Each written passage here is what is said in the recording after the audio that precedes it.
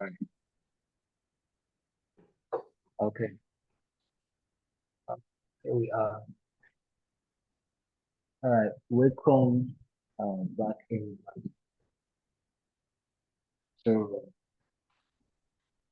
I I hope so far we have been following. Um, if you do have any question, I think you just drop it in the question and uh, comment section, that's the chat section. That will attend to it. Okay. So I was talking about dApps, that's decentralized applications. So I think done with that. So the way StarkNet lowers the gas fees and also increases the speed of the transaction is by bundling multiple transactions together off chain. Now we'll talk about off chain. We're talking about off Ethereum mainnet. Okay. Yes. Then once this is done, then it gets submitted back as a single proof to the Ethereum mainnet. So right now, instead of Ethereum verifying, say, 1,000 transactions, right? It gets to verify just one.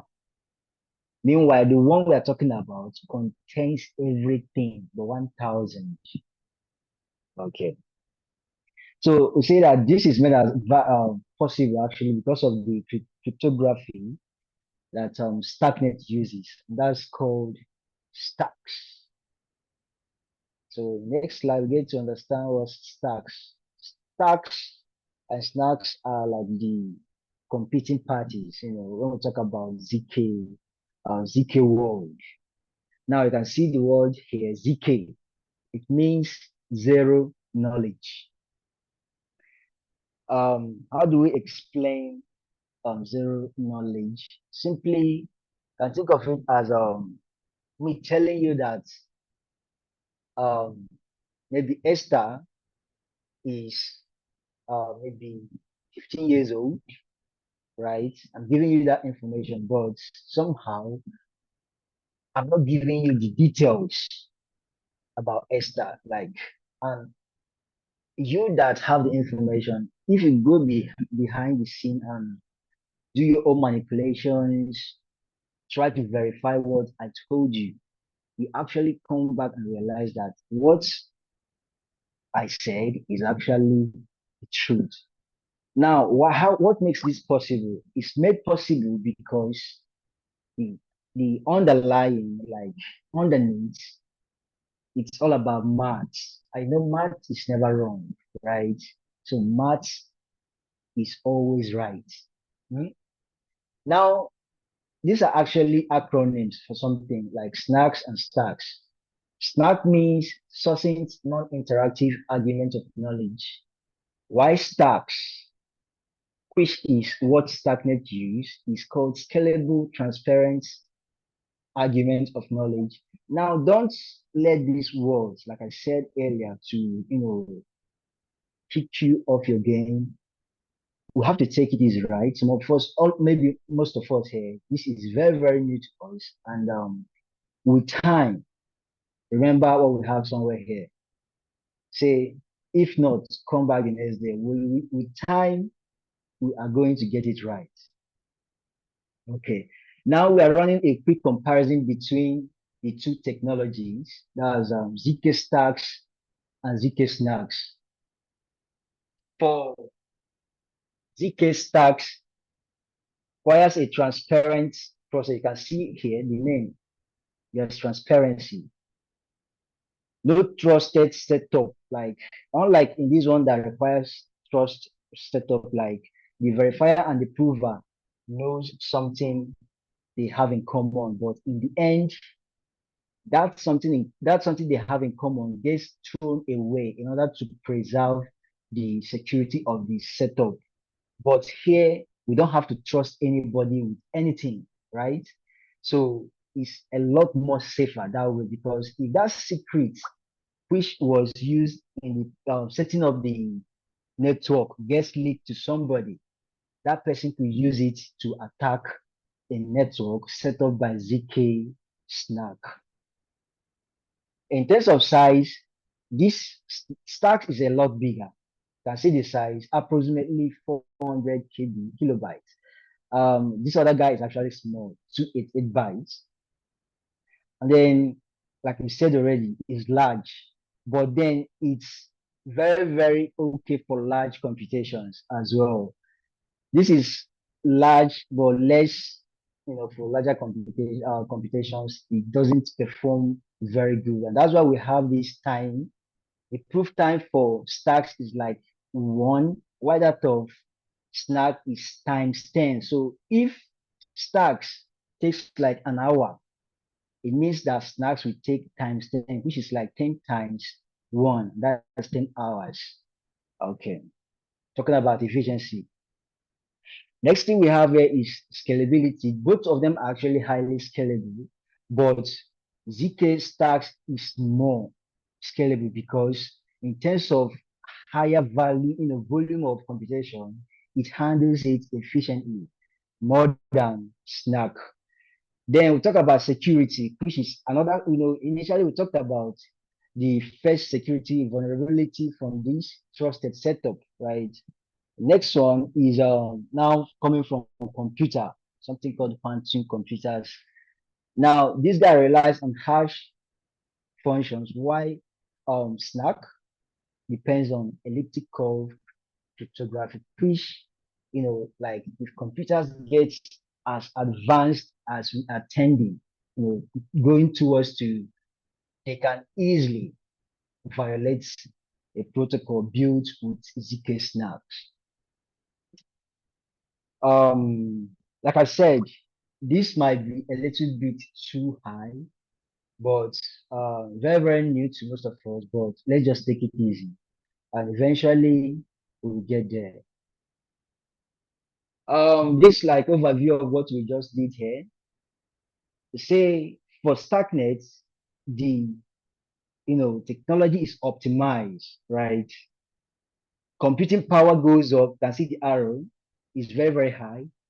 Meanwhile, the gas fee that you have to pay is very cheap.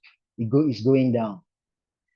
It's secured by stacks and also Ethereum. Remember what we said earlier about Ethereum being secured.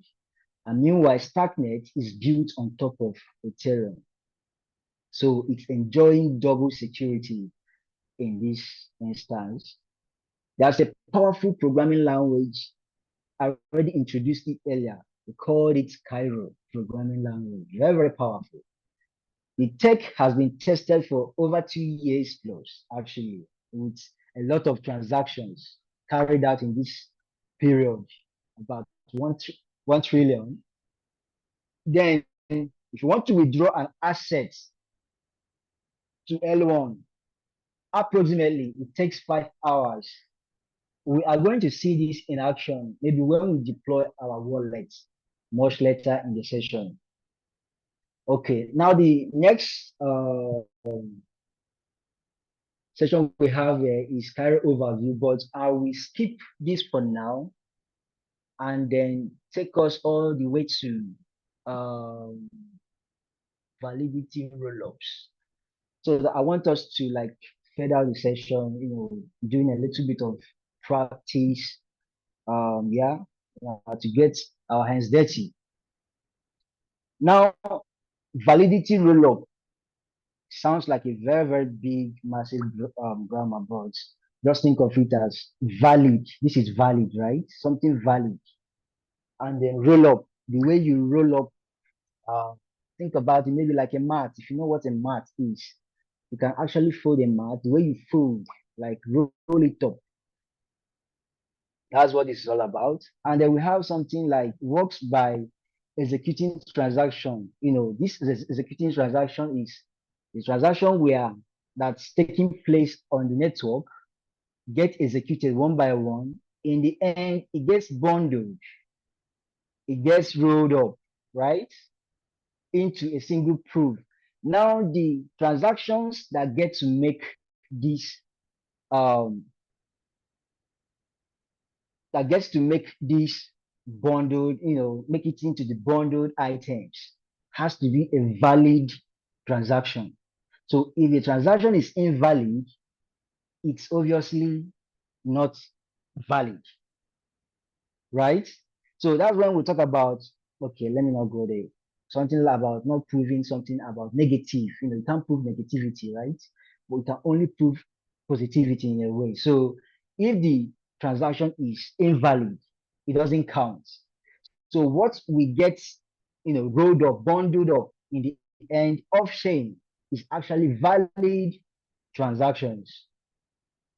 And then all the valid transactions get submitted to the Ethereum mainnet for verification. So the process reduces. Okay, now another way you can think of this is maybe if you're moving from wherever your country is. Okay, let me use Nigeria as an example now. We want to travel from Nigeria to US of A, right? And this might require, of course, it has to require a plane. Let's assume that the plane will take 40 persons. If you decide to go alone to US of A with that particular plane that was meant to carry up to 40 persons, that means you are going to cover the expenses of the 40 empty seats. And if, for example, seat per person is $1,000, it means you're going to pay $40,000. And that's a lot of money actually, right? So you're paying more for something that if every other person, if the 40 were present, these are valid people because they're going to the same destination, right? Their destination is valid. They are all moving towards the same direction. So it's a valid process. All of them will be rolled up into the plane and will be taken to US of A in a lesser time, and they get to pay less to get to the place they are going. So that's what this is trying to tell us. Everything making it faster. See the word there, faster and cost effective, still benefiting. Well, we already talked about this, the security that Ethereum offers. If there is any question, please remember to write it down so that I will get right on it as we proceed. Then okay, the validity rollup we are talking about uses zero knowledge proofs. We already talked about this. So the verifier now is on L1, which is Ethereum. Meanwhile, we are sending the transactions from L2, that's StarkNet, to the L1. Now remember, StarkNet is actually a public blockchain. So the transaction details are not private per se. That's why it's called a validity, right? A validity rollup and not a zero rollup. Like details are still public. But when we send these transactions to L1, we don't have to share the details of the transactions to L1. The only thing L1 needs to approve the state, confirm the transaction, is a valid proof. So so we have this valid proof equals valid rollup. Like this means is equivalent. It's based on stacks like we already established earlier and not snacks. Then efficient proving and verification. We already talked about this. Now another way you can understand, valid validity proof is to see it. It's actually a computation, right? But something we are used to is maybe zipping a file. Let's say you have a file that is up to like 1.2 gig when it was raw. If you zip that particular file, you might end up having maybe 800 MB, something is being compressed. So we're talking about computations, like we compute the proofs, and the ones that get accepted are the valid ones. And hence the word validity. It has to be valid. Okay. We have something called finality. Now, finality on L1, which is Ethereum, simply means when a certain detail is accepted and it can no longer, nobody can tamper with it again, right? So you can't cancel, modify, or do anything, or you can't even reverse it once it's accepted. Now on Ethereum, that takes roughly, approximately, right, 6 minutes. Now, when you move from StarkNet to Ethereum, it takes approximately 5 hours. But within StarkNet itself is like 2 seconds, very, very fast actually. But if you're using something called optimistic rollup, which uses ZK snaps, you have to wait almost like 1 week before your transaction will become computed and confirmed on L1. Okay. So far, I don't know if there's any question. If there is none, we move on to the next session, which is actually smart wallet. Okay, Daniel. Um, how do we get Daniel on? Esther, are you there? Yes, I'm here. Okay, like, can I? Okay, let me view. How do we get? Okay, I love to talk. All right. All right, Uh, so Obina, you can ask a question now. Hello, everyone. Good evening from Okay. Nigeria. So my question is, do we have access to this slide so that we can Yes, use it yes, maybe later for references? obviously. I think it's actually in the what is it called again? In case you registered. Yes, I But let me, registered. yeah, that platform. Can't remember the name. But let me share it. See if I can share it somewhere here. yeah, so we will actually even share the landing page with everybody. It has all the details, all the Zoom recordings, and all the presentation slides for your future references. So no problems. We'll also share some more resources for your further guidance and your research as well. Okay, thank you so much. That was my question. Okay, no problem. All right. Okay, let's go on. Smart wallets. I'll go to it already.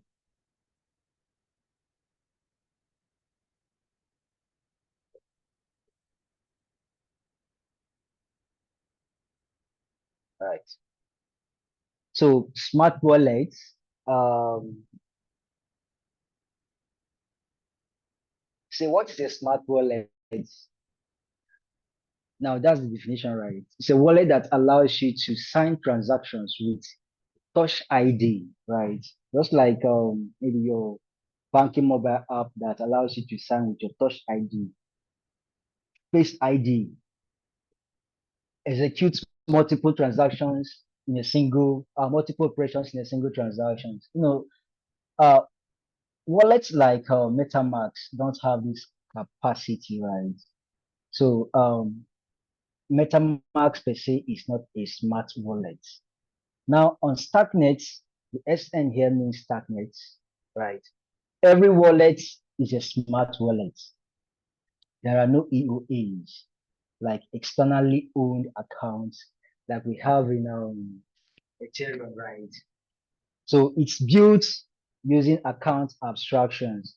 Now, most of these terms, like I already told us earlier, might sound very new and so abstract, but take it easy. This is like an introductory phase to a very, very long journey that I believe we will all enjoy. So a step at a time. Okay. Two major providers are Agents and Bravos. I think at this point we are going to be installing this wallet. So if I click on this, is there a way to share the link to the participants so that they can have access to it to Esther?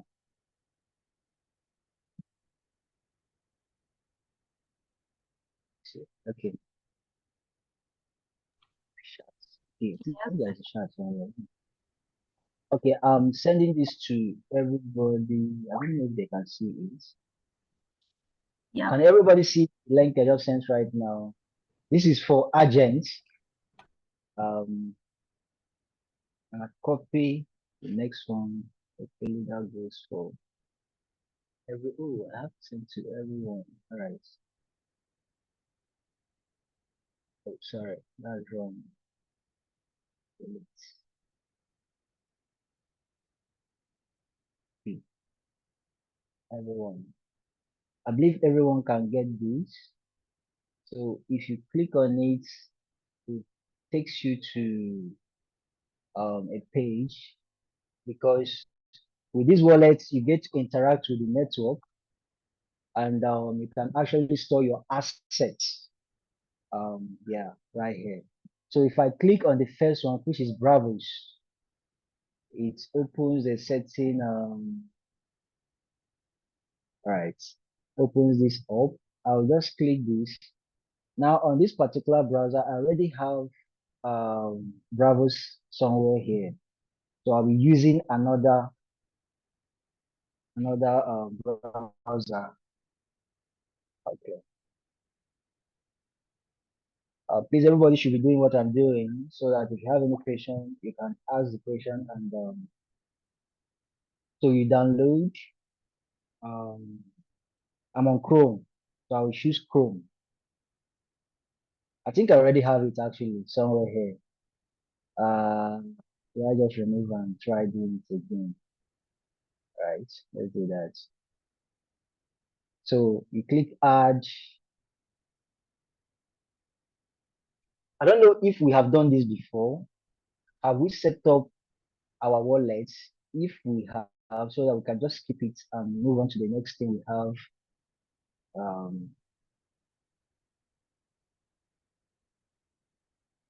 So if you don't have any wallet already, create a new wallet, enter your password, um, enter something strong, I guess.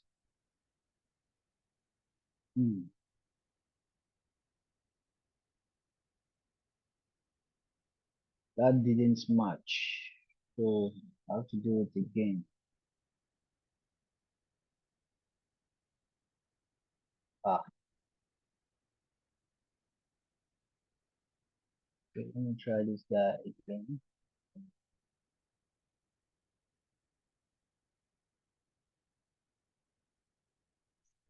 Try it one more time. I hope it's going for someone else.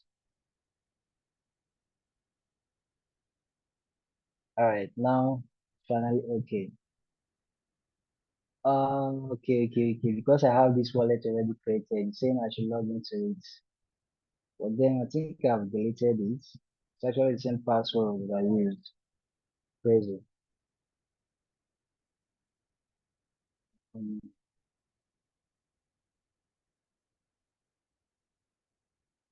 I think I'll need to start the process all over. Okay,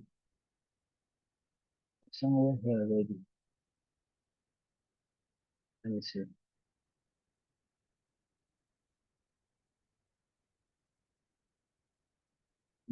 Mm, I hope we are doing what I'm doing, so that we'll all be on the same page. And okay, now I copy my seed phrase, tick the box. Next, this is another capability that smart wallets gives you, right? You have this 2FA. Remember, we talked something about using your fingerprint to confirm transactions, and then your face ID. So, but for now, I will not enable it. You can always do it much later, actually. So, are you sure you want to? Yeah, I want to skip. Then your wallet is set. Next thing I want to do right now is to pin it. I think it's already pinned for me. All right. Do I have any account here? My on mainnet, first of all. So this is how you navigate through the wallet. currently on mainnet. So you click on this, takes you to the Sepulia, which is a testnet, and you're switching here, proceed. So I think we'll be getting some faucets, right? So if you click on maybe it, deposit funds, click on this deposit funds, and you have some, this is for a bridge. If you want to bridge from one network to the next, you can click on the next one. Meanwhile, you copy your address, paste it here, complete your captcha, telling them that you're human, and request for tokens. We will receive stack. The transaction is successful somewhere here. Let me see if I can get that. Actually, cannot. All right, let me see. Hope someone is following. Message. Okay.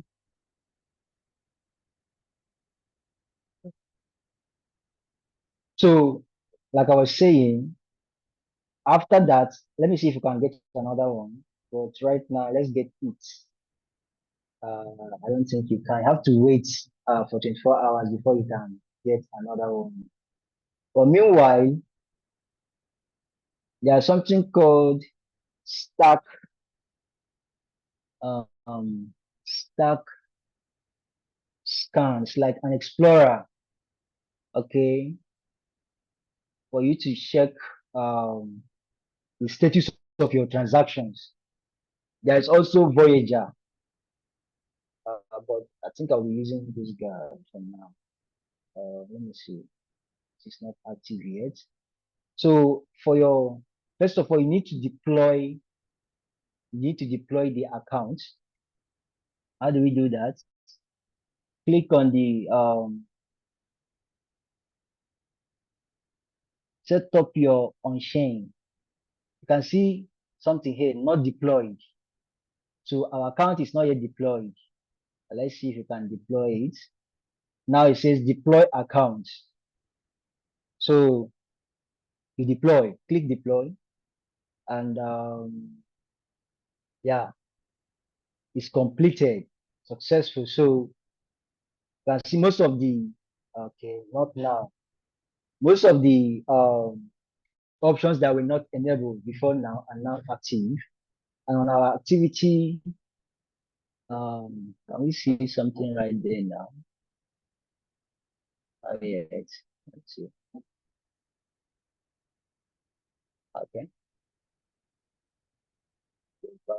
Hey, you can see that we just deployed an account. Let's see the transaction details. Now, check this out. We talked about finality, right?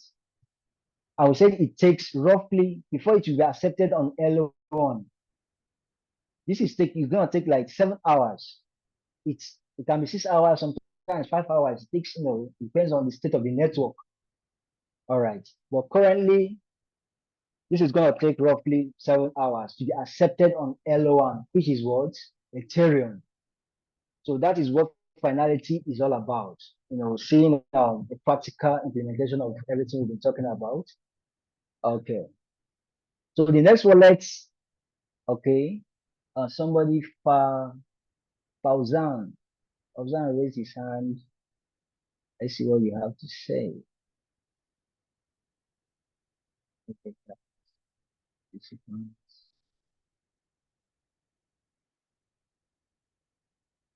Fauzan, are you having a question, or was that a mistake? Okay, for you to install the second wallet, all you have to do is get you go to, I don't know, whatever you're using, maybe Play Store or Apple Store. So I'll click here, enter Agent X. Now I have to close this guy so that I will have more space. I'm on Chrome, so I'll go with this. I will add and then add extension. So straightforward actually. Nothing so complicated. Now I will pin this for easy access. Now, if you have existing wallet, you can actually restore it using the second option here. But since I'm supposing, like most of us are new, so you have to create a new, I should agree on otherwise, then put in your password. Um, so this is good.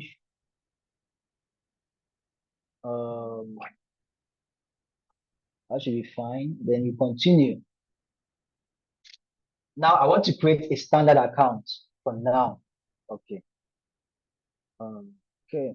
So I think it's created already for us. And this is again on mainnet. So if you want to switch, just click on the mainnet tab, click on it again, then navigate to Sequoia. No account yet. You click on the add account below here and add standard for now. Remember, this is actually smart account is recommended. Why? Because you make use of this 2FA. That's another thing that traditional wallets does not you know, they don't give you these things, right?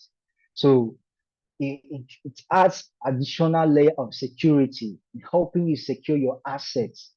This way, even if a hacker maybe somehow gets access to your wallet, they also need to have access to your email before they can empty your account or your wallet.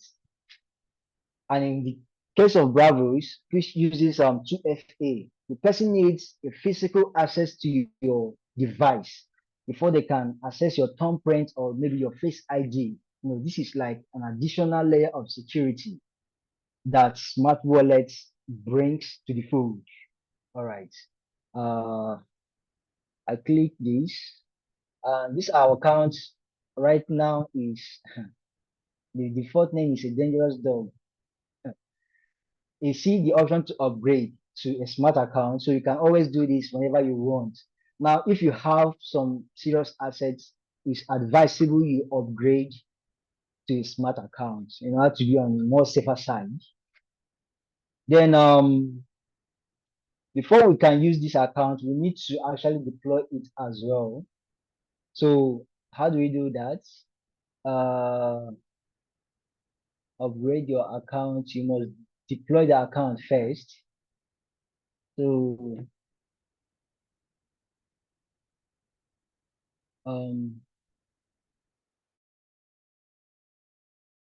so let's copy the address. Sorry. If you click on font here, say get testnet. So the majority is so easy for us. I can get it maybe from Blast Faucet. This is for Stark. This is for it. Let's try this guy out and see what's gonna happen.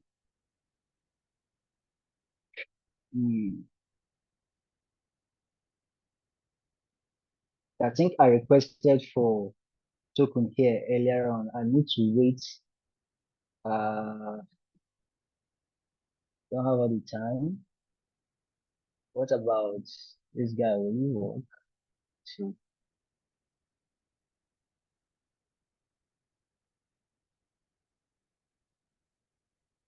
Okay, I don't know if this will work. Let me just copy. Do I have to wait before continue, please? Okay. This is very crucial actually. Um, Right. Copy. Saved. Done. Paste my wallet address here. All that is correct. That's C6.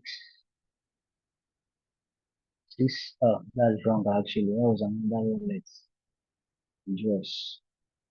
Okay, I paste this and okay. First of all, I need to verify that I'm a human. Okay, now I can request So I just want to show us how to deploy the account, and then every other thing you can always catch up. Now look at that same, it's been accepted on L2 very, very fast. Now it's waiting to be accepted on L1. Like we said, it's gonna take a little bit of time. We don't have the estimate just yet, but eventually it comes around. Now, if we go back to our wallet, let me see. I believe it's been deployed.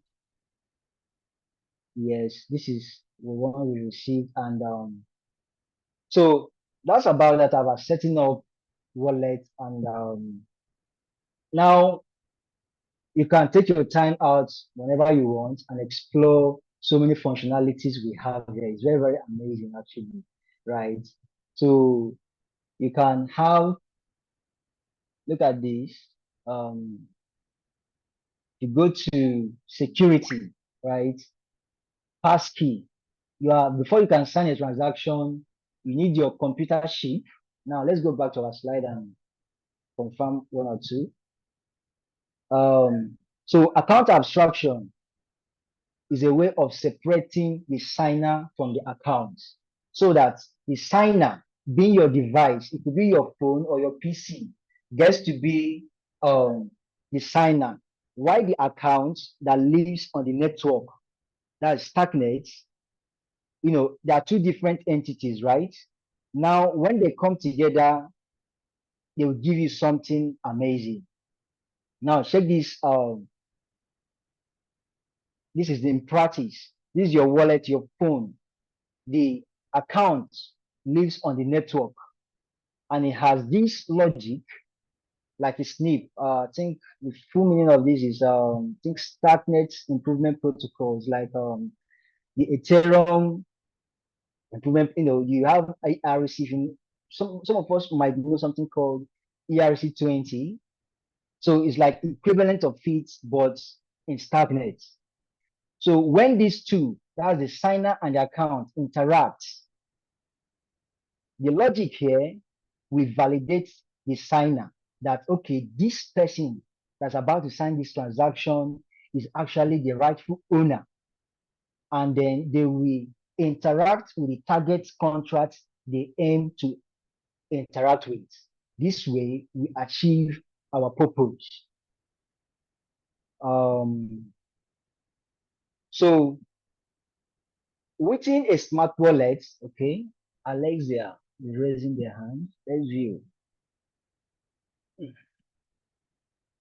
Okay, Alexia, you can unmute and ask a question.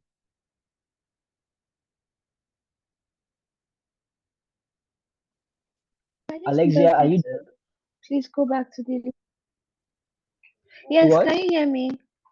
Yes, I can hear you. I wanted you to go.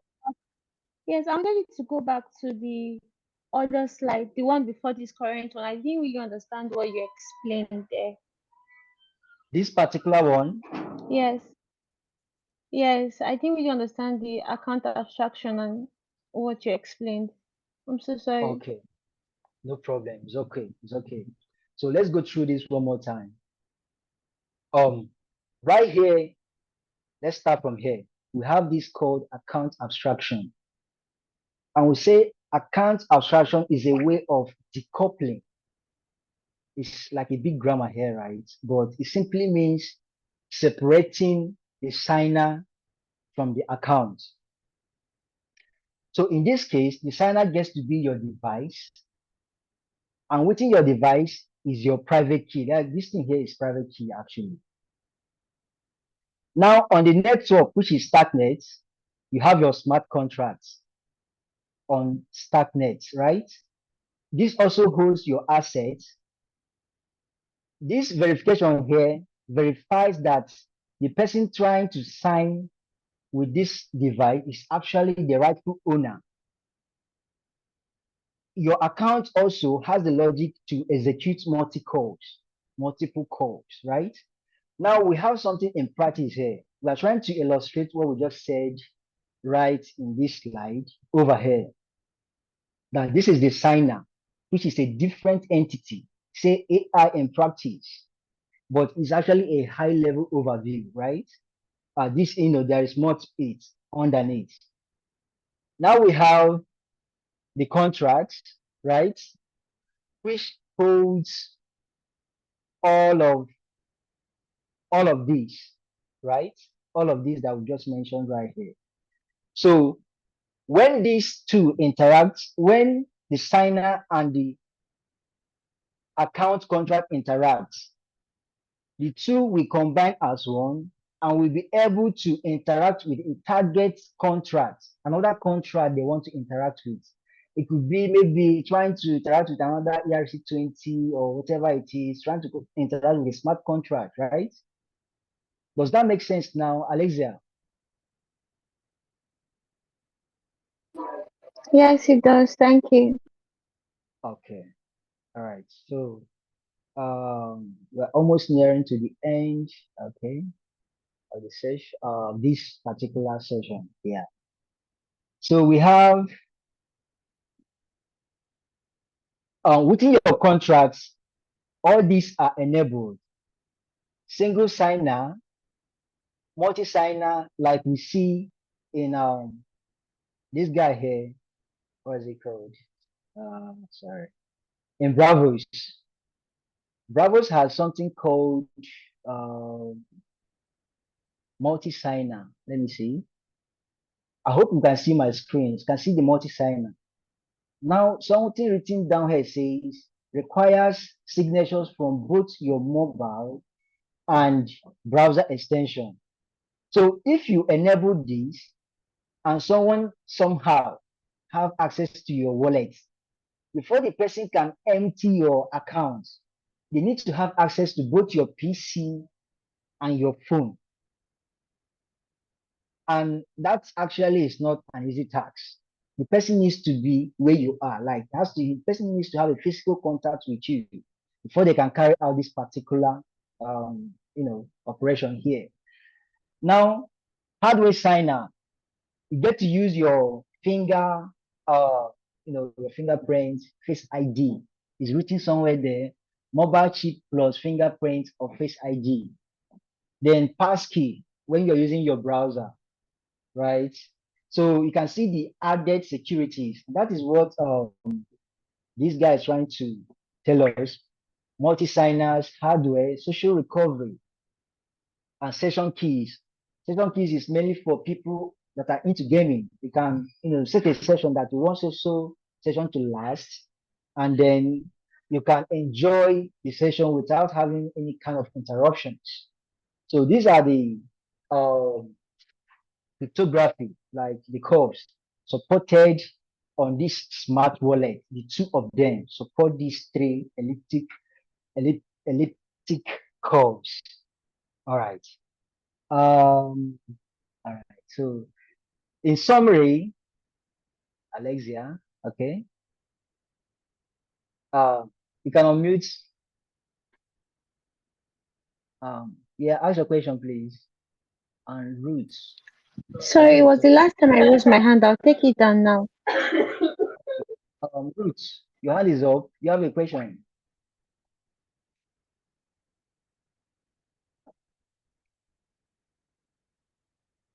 Okay, Roots. No, it was the last time I raised my hand, but I'm taking it down now. Hello? Yeah, it's good. Okay, I'm It's talking good. about Roots. Yeah, Roots. Yes, You have a so I just wanted to confirm that multi-signer that you spoke about your phone, mobile, and that means if I misplace my mobile, it also affects me. I will lose access to that wallet, right? No. Bravos gives you a way to recover it, provided you have your seed phrase. Okay, Understand thank that? you. Yes. Yes. Either way, you're winning. Yeah. Okay. So this is like summary. Better user experience than regular wallets. Now I attached something here. Somebody had this experience few days back. While using regular wallets. Let me see if this works. So uh,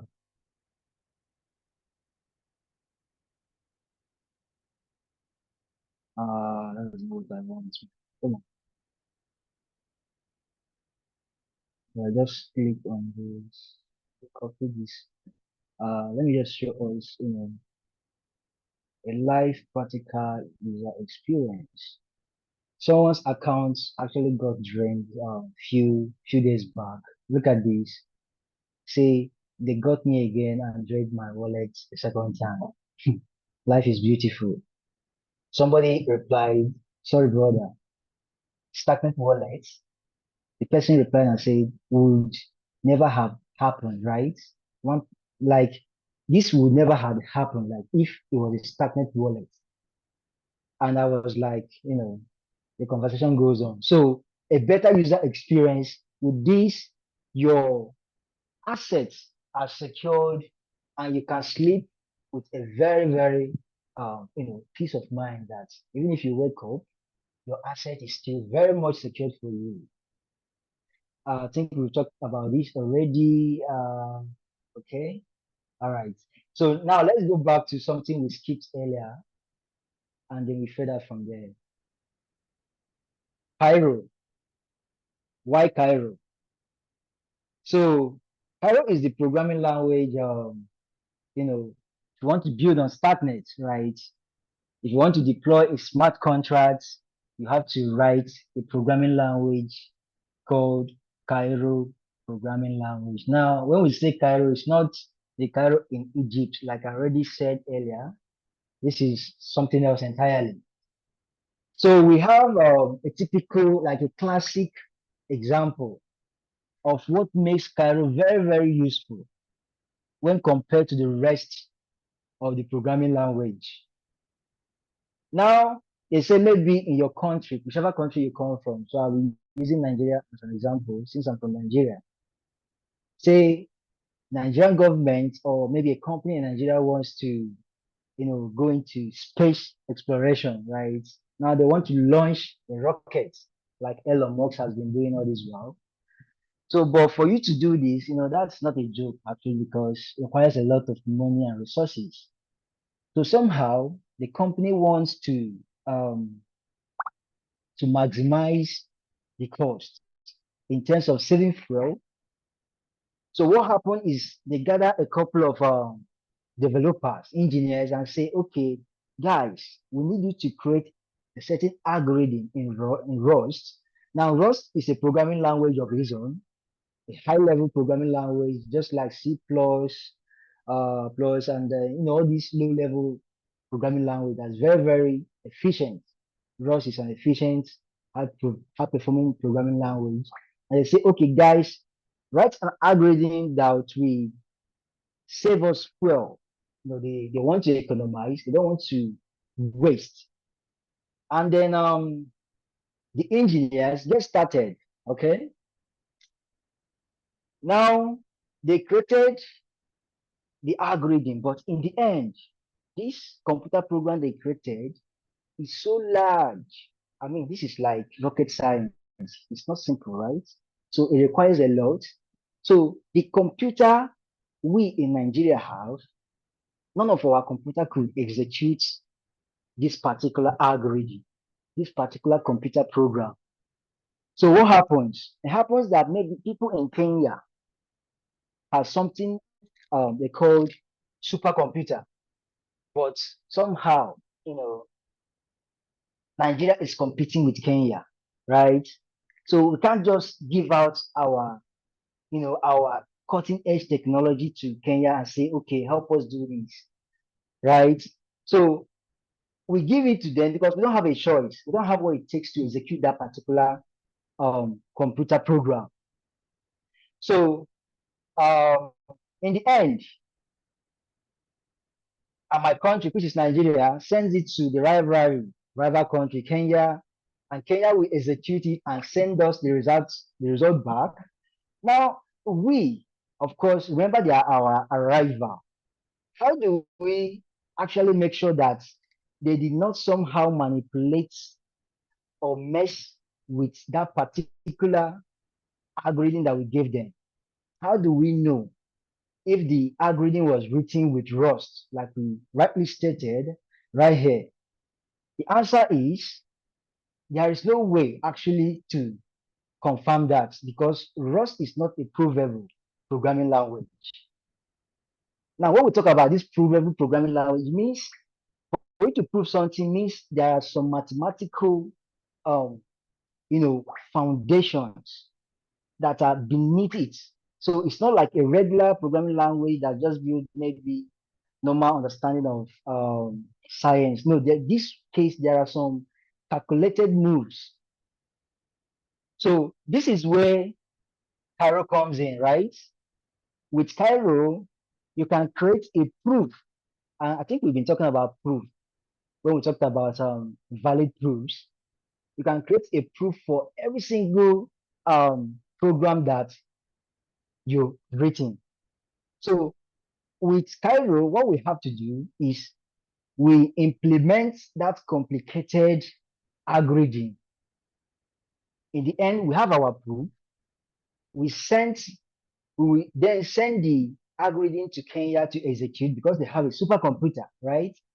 In the end, they will send us back the results along with the proof generated. This way, we in Nigeria can easily pick up the proof and actually verify that it tallies with what we already have.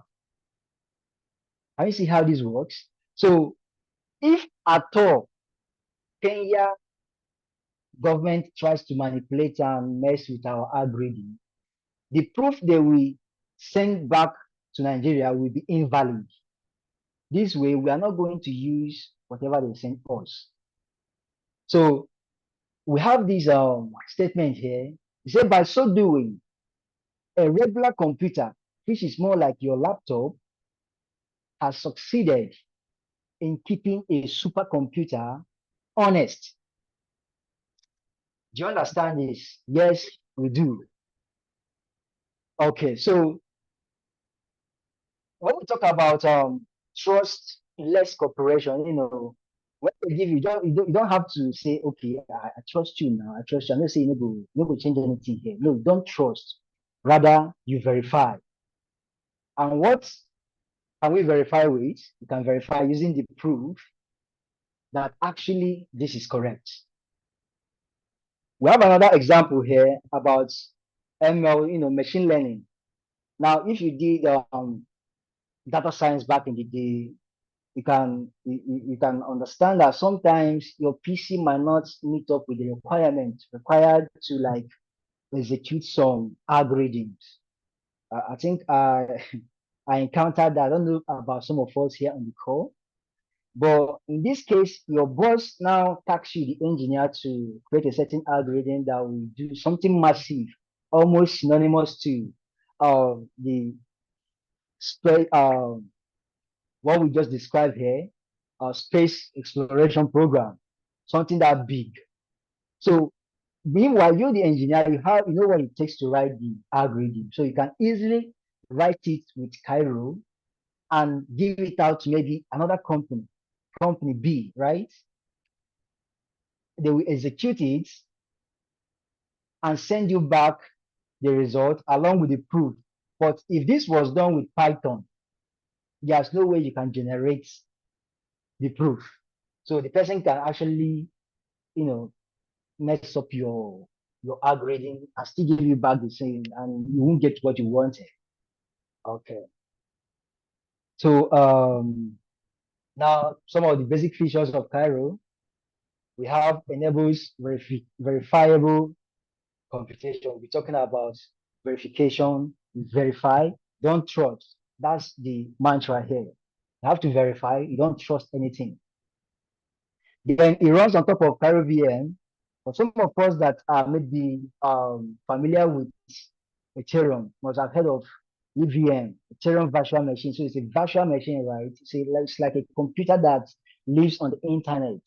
So yeah, it's a virtual machine. That's what it means. The VM here is virtual machine.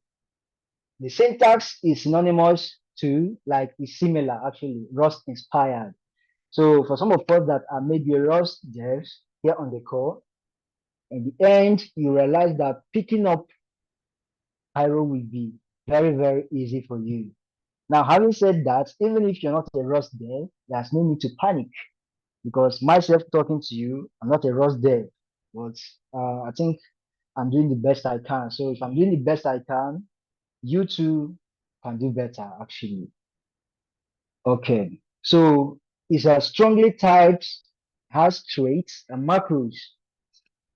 Now, maybe some of us, I don't want to believe anybody, this is your first programming language, but even if it is, there's no need to panic. Everything will be okay. It will only require a little bit of more dedication on your part.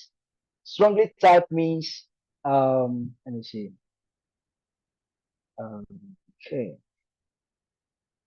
we can close this so that have some space. No, I'm not just close this entirely.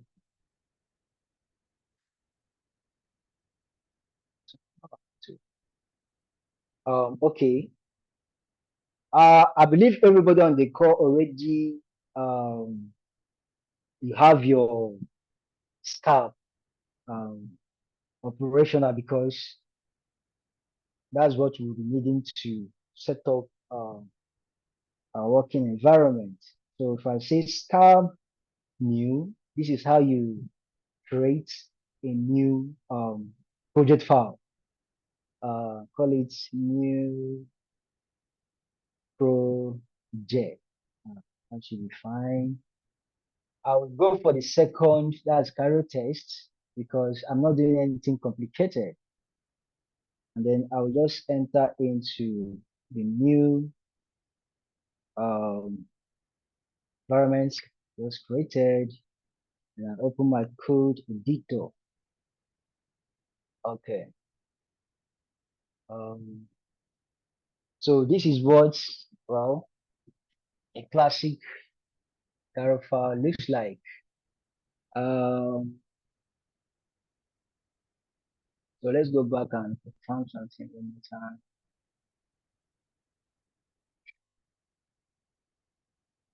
Okay. So I was trying to explain what strongly typed, what it means. So right here, okay, let me just finish this, please. We can actually use Cairo outside of StarkNet. And that is when we talk about having Cairo programs and StarkNet contracts. These are two different things. Don't worry. I think maybe tomorrow or next, we are going to go deep into these concepts and understand it properly. And again, yes, this is very, very crucial. So remember, when we talk about ZK, actually ZK deals with a lot of mathematics. But the good news for us right here on this call and people that will eventually watch it is that you don't actually need to know maths to be able to build on StarkNet.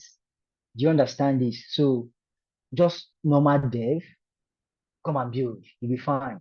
The maths aspect of the whole process has been taken care of for you. All right. Now, let me just explain this strongly typed.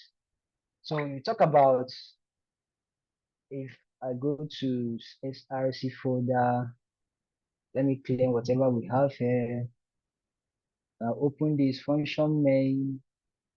Maybe you can't see my this. Let me just increase it a little bit. Okay. Then I could say something like this. Now let me say let's num equals 5. All right. For this to be a strongly typed or statically typed means I will have to indicate the type. I could say that this is of type U8. This is a type of integer in Cairo. Okay, so this is what it means to be strongly typed. Now, what about if you're familiar with Python? I think you can actually define this same thing as just this num equals 6 in Python, and you don't even need to add this guy. Then in JavaScript, the same thing you can, I think is let. So those are like they are dynamically typed programming language, but Cairo is statically typed. So yeah. Next slide. Okay, we're talking about programs. Like I said earlier, we have Cairo programs and StarkNet contracts. Now, you can read this up, just set of executions. Key points to take note of: programs are stateless. They don't have access to stack, the storage on StarkNet. Every Cairo program, this is very, very crucial. Every Cairo program must always include something called an entry point. And the name of that function is what? Main. So you can see the what I have here. Let me just bring this over so that you don't have to go all the way. So main have to be present. If you want to output whatever you have in your program, I'll simply fire up the terminal. I'll run something like scab Cairo run.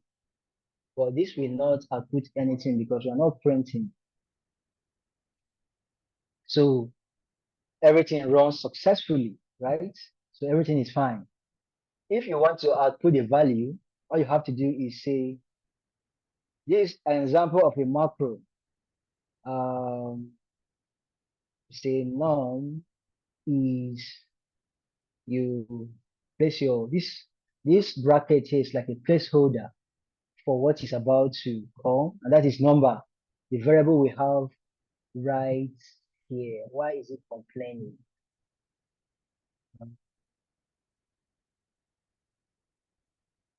Okay. I need to close this out. Nope, that's wrong. I need to close it out somewhere here. That should be fine. Yeah. Okay, let me take off this underscore here so that it doesn't ignore it anymore. So we are hoping to get 5 printed. So num is 5. I believe we are all doing what I'm doing. Even if you're not doing, like you prefer to sit and listen, hope you're following. If you have question, please raise your hand and ask so that you don't get left behind. Okay, let me see. You and A.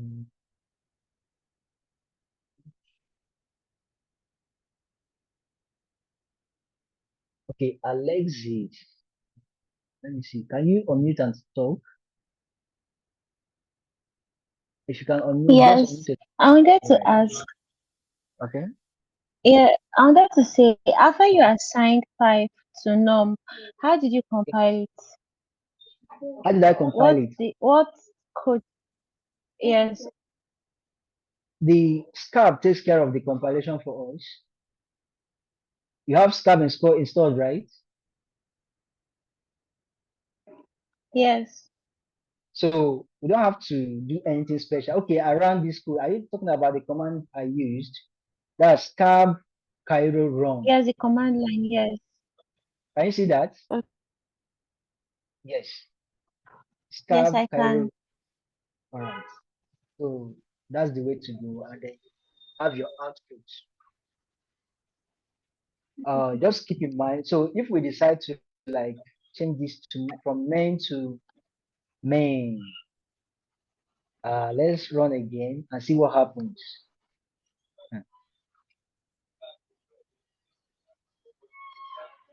Can see that the compiler is telling us, okay, right now you can actually mute yourself, Alex. Thank you. Okay. Yeah. All right. So you can see the compiler is actually giving us this error message, not found. That means we have to include it, and then we'll be fine. Okay.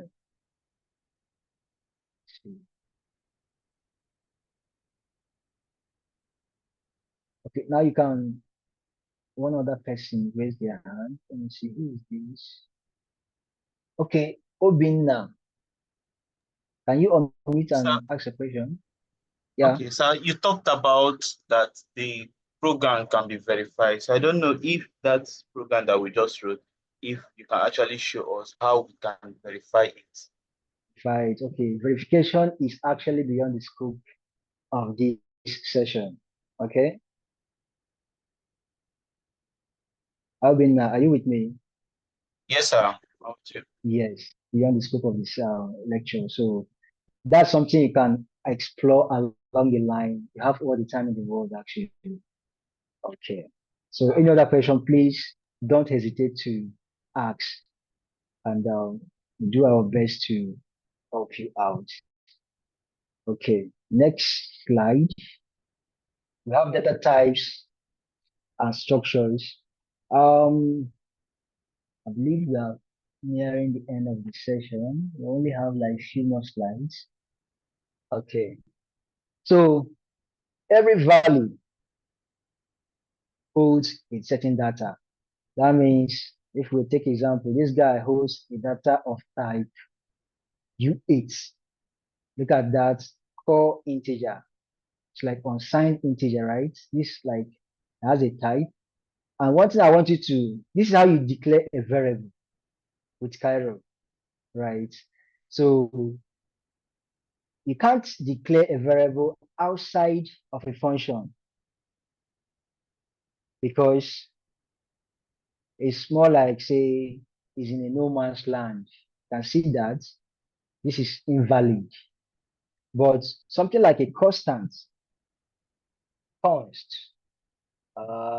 it norm as well, of type U8, you can see that you can define constant at the global scope.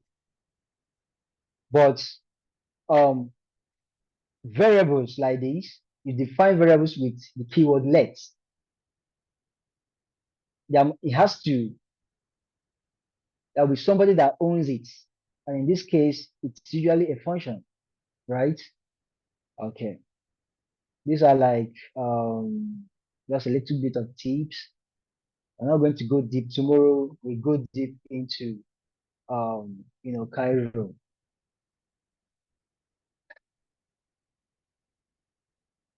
Once again, we just said this, statically typed language.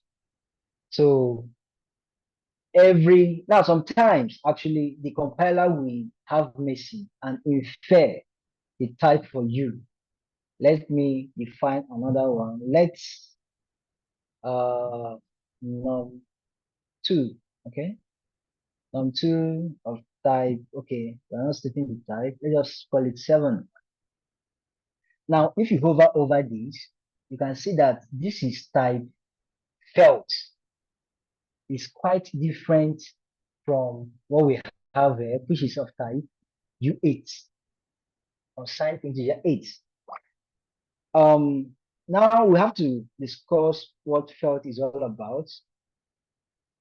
Felt happen to be one of the scalar type. We have the scalar type and the compound type of these are all. Then we have the compound type, which is a tuple. So basically, we have two main types. Okay, that's what we have. Now this is a basic Cairo program. So you can actually have so many multiple functions within your contract or program. But in the end, the person that gets to call it has to be your main. Everything must pass through the main function. Like we said, every single Cairo program must have what? A main function. This is almost similar to what we are doing here, except we are writing a separate function that takes an argument here, parameter, then returns it, prints it somewhere here. All right. So a scalar type represents a single value. So in Cairo, there are 3 of them. We have the felt, integer. So the integer we have here is a scalar. This integer U8 is a scalar type. And We have booleans, like you say, let's the bool, looking at the right, let's the bool equals true. All right, that seems to be active. You see of type bool. You can actually make it explicit right like this and state it that of type bool. Everything works. So when you fail to assign the type, the compiler usually handles that for you. But it is advisable to always specify the type, okay, so that you won't run into unexpected behavior in your program. But the difference between this and something like a constant is that with constant you must specify the type. It's a must. You don't have that privilege. Without this, I think we'll get an error. Say that it's complaining. Say unexpected, okay, expected something, right? Followed by type. So go back to what we had. And finally, it's happy. The compiler is happy. I do believe we are trying this out for a better understanding. I think we are meant to end by 8. And it's almost time. So I probably have to stop it because tomorrow we are going to go deep into understanding data types and structures in Cairo. So um, what else is remaining? Just explaining what a felt is, integer, uh, numeric operators, operations, booleans. I already talked about this. Short strings, then byte arrays, compound. Talk about tuple. Another thing. Then type conversion. I think we'll be stopping here. Esther, are you there?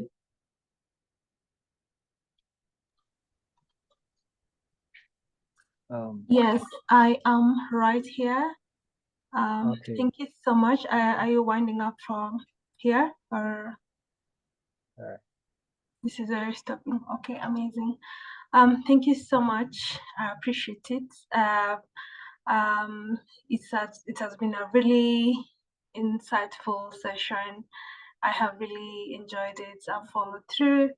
Although sometimes it can be quite intensive, but I really appreciate you explaining everything in details like that.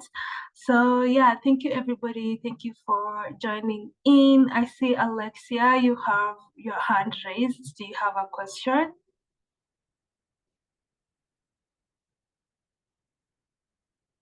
Okay, maybe maybe not. All right, cool. So again, thank you everybody. Thank you all the participants joining in from Kenya, Nigeria, Uganda, Tanzania, South Africa, Ecuador, South Korea, Ghana, Sweden, Cameroon, United Kingdom, America, Pakistan, Costa Rica, Togo, Egypt, and Japan. We love to have you here. We will be sharing all the resources with you after this session on your emails and also in the Telegram chats. And also we will be giving you the recordings of the sessions. We will have all this information in our Notion page, in the landing page, where you can find all this information for your future references and just for guidance. And in case you have any questions, feel free to ask in the chat and we'll be happy to help. Otherwise, I don't know if anybody has another question. Feel free to ask right now. Otherwise, we will end the call here.